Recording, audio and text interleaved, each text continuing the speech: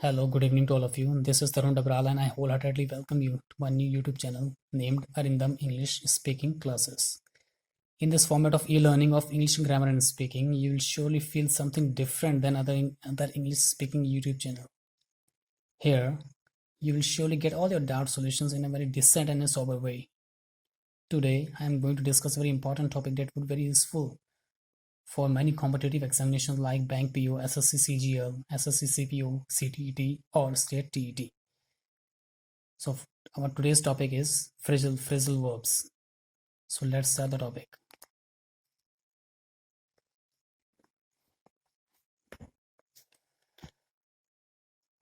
Our topic is some important English phrases or phrasal verbs.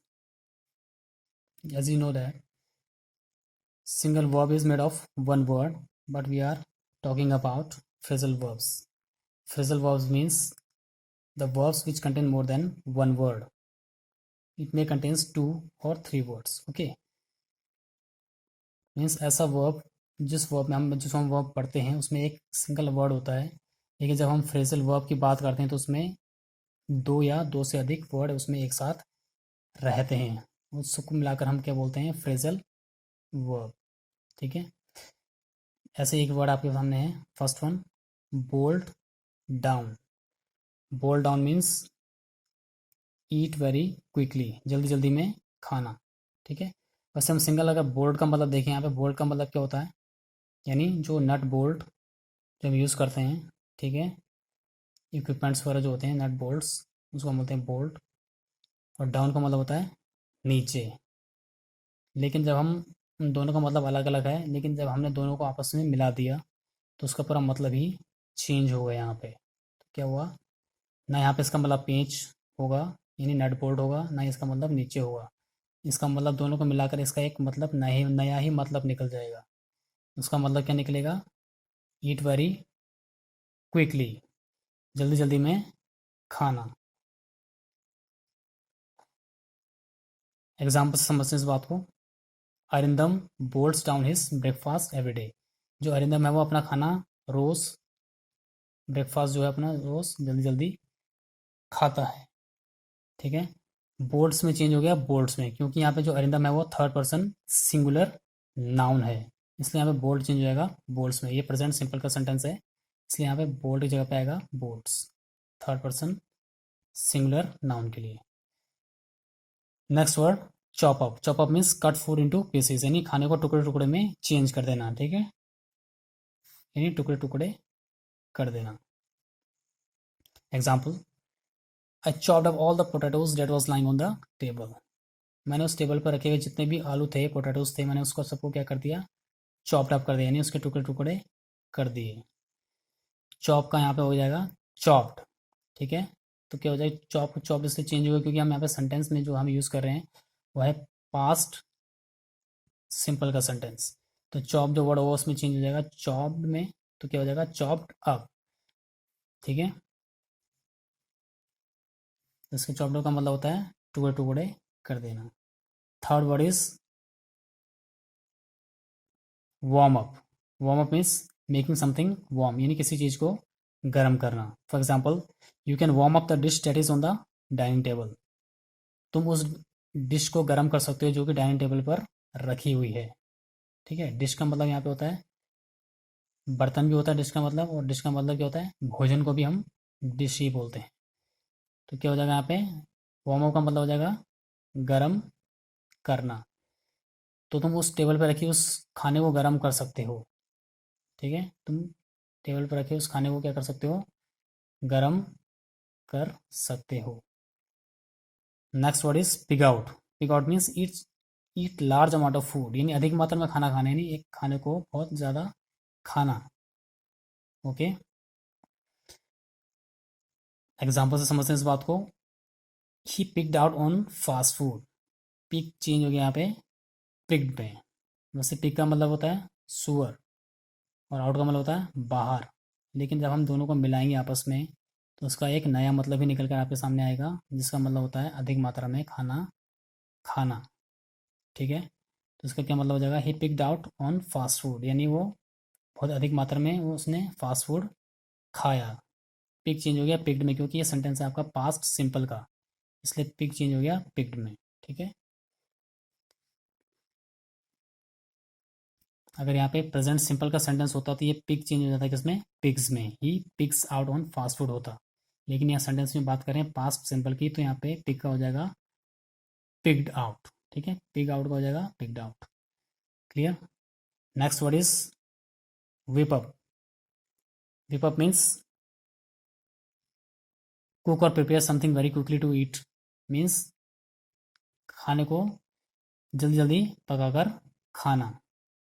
suppose you have come from outside or from your office, then in that very case you always try to cook food very quickly.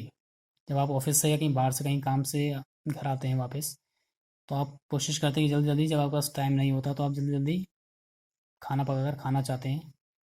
उस case में हम use कर सकते हैं उस word को, whip up को। ठीक है, यानी जल्दी से पकाकर खाना। एग्जाम्पल से समझते हैं इस बात को। Shipika whipped up junk food last night. Shipika ने लास्ट यानी कल रात को जंक फूड जल्दी जल्दी बनाकर खा लिया। सपोज शिपिका ऑफिस से आई और उसके पास टाइम नहीं था, उसने फटाफट क्या किया, जंक फूड बनाया और जल्दी जल्दी वो जंक फूड यानी फास्ट फूड को खा गई। जैसे चाउमीन मोमोज, ये सब क्या होते हैं, जंक फूड होते हैं और फास्ट फूड होते हैं। ठीक है, जो कि हमें नहीं खाने चाहिए, लेकिन आजकल एक ट्रेंड चल गया है खाने का। But we must avoid junk food. Fry up, fry up means cooking of food in hot oil और फैट, यानी गरम तेल में खाने को पकाना। ठीक है, लेट्स सी द एग्जाम्पल से समझते हैं इस चीज़ को।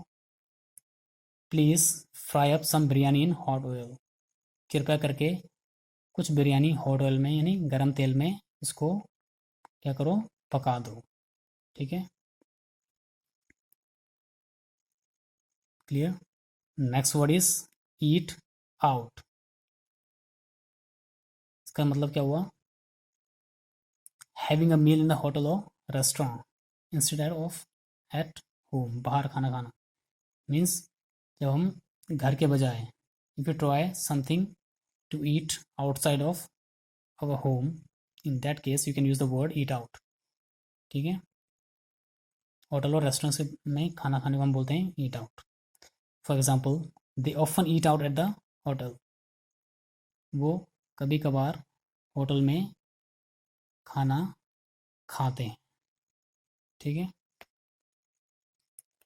Next word is knock back.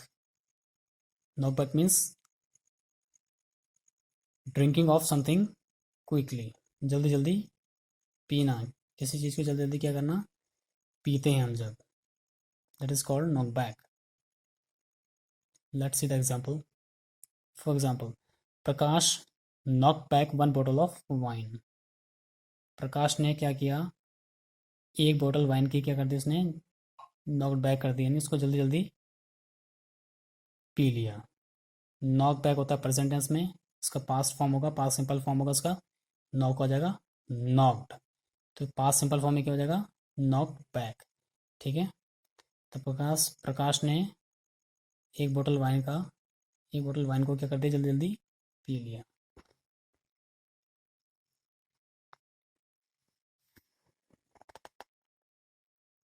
So let's come to next example. Cut out. Cut out means stop eating something, यानी खाना ना खाना। Manish cut out a bag of chocolate completely. Manish ने क्या किया, एक बैग चॉकलेट को कम्प्लीटली क्या कर दिया, छोड़ दिया, यानी उसको नहीं खाया। Date is means cut out means किसी चीज़ को ना खाना। कट आउट जो वर्ड है यहाँ पे, उसकी सेकंड और थर्ड फॉर्म भी क्या होगी, कट और कट ही होगी, जैसे कि आपको पता होगा।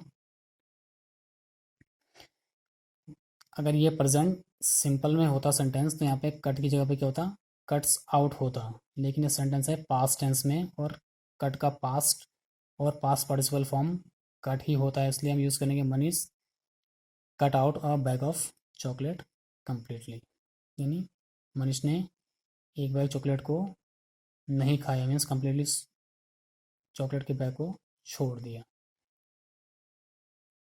Last example, cut back means eat less, यानी कम मात्रा में खाना।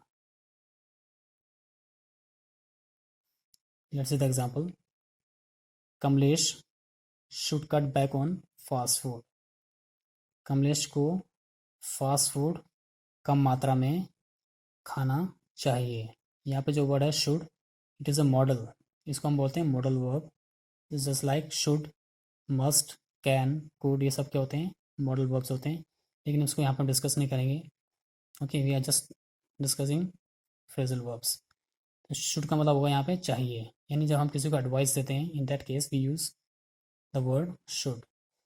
Kamlesh should cut back on fast food. Kamlesh को कम मात्रा में फास्ट फूड क्या करना चाहिए, खाना चाहिए। ओके, तो ये था आज का topic. So that's all for today from our side. I hope you will surely like this video, and if feel any doubt, then you can feel free to ask your problems in comment box. I will get in touch with you on Sundays to sort out all your doubts and problems. So please don't forget to like and subscribe my YouTube channel. Till then, good night, sweet dream, take care of yourselves. Bye bye.